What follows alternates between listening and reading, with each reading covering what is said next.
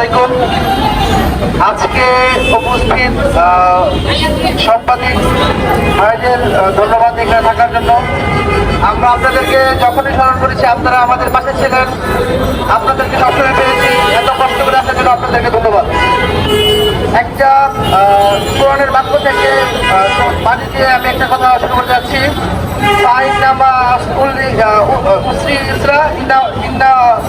অর্থাৎ কথাটা হচ্ছে যেমন যার যেমন কর্ম তার ফল ঠিক ওরকমই।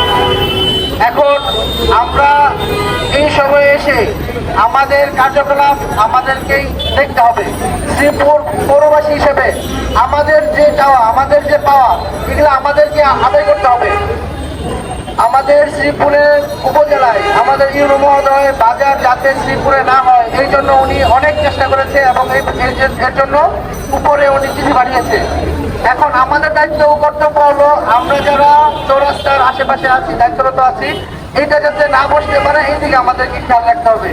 এই জন্য আমাদের সাথে আপনারা যারা আছেন সবার সদৃষ্টি আমরা আহ্বান করছি। আমাদের সবচেয়ে ব্যস্ততম রুট মাওনা বাজারের যে রুট, ওইটা সপ্তাহে 2টা দিন, রবিবার বৃহস্পতিবার, অযথায় অনেক পরিমাণ জ্যাম থাকে।